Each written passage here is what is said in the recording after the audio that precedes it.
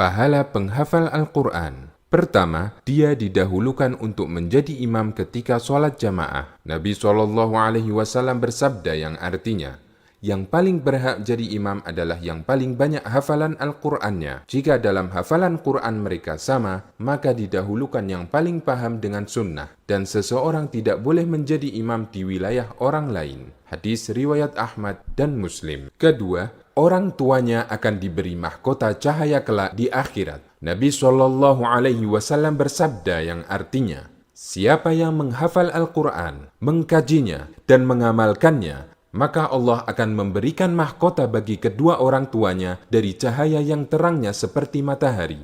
Dan kedua orang tuanya akan diberi dua pakaian yang tidak bisa dinilai dengan dunia. Kemudian kedua orang tuanya bertanya, mengapa saya sampai diberi pakaian semacam ini? Lalu disampaikan kepadanya, disebabkan anakmu telah mengamalkan Al-Quran. Hadis riwayat Hakim. Ketiga, diutamakan untuk menjadi pemimpin jika dia mampu memegangnya. Nabi SAW bersabda yang artinya, sesungguhnya Allah mengangkat sebagian kaum berkat Al-Quran, dan Allah menghinakan kaum yang lain juga karena Al-Quran. Hadis riwayat Ahmad dan Muslim. Keempat, kedudukan hafidh Al-Quran di surga sesuai banyaknya ayat yang dia hafal. Nabi SAW bersabda yang artinya, ditawarkan kepada penghafal Al-Quran, baca dan naiklah ke tingkat berikutnya. Baca dengan tartil sebagaimana dulu kamu mentartilkan Al-Quran ketika di dunia, karena kedudukanmu di surga setingkat dengan banyaknya ayat yang kamu hafal. Hadis riwayat Abu Dawud dan Turmudi. Kelima, ditemani malaikat. Nabi SAW bersabda yang artinya, orang yang membaca dan menghafal Al-Quran, dia bersama para malaikat yang mulia. Sementara orang yang membaca Al-Quran, dia berusaha menghafalnya dan itu menjadi beban baginya, maka dia mendapat dua pahala. Hadis riwayat Bukhari.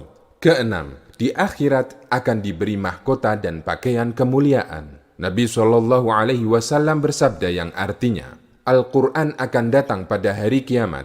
Lalu dia berkata, ya Allah, berikan dia perhiasan. Lalu Allah berikan seorang hafidh Al-Quran mahkota kemuliaan. Al-Quran meminta lagi, ya Allah, tambahkanlah untuknya. Lalu dia diberi pakaian perhiasan kemuliaan. Kemudian dia minta lagi, ya Allah, ridhoi dia. Allah pun meridhoinya. Lalu dikatakan kepada hafidh Al-Quran, bacalah dan naiklah, akan ditambahkan untukmu pahala dari setiap ayat yang kamu baca. Hadis riwayat Turmudi. Ketujuh, Al-Quran memberi syafaat baginya. Nabi SAW bersabda yang artinya, rajinlah membaca Al-Quran, karena dia akan menjadi syafaat bagi penghafalnya di hari kiamat. Hadis riwayat Muslim.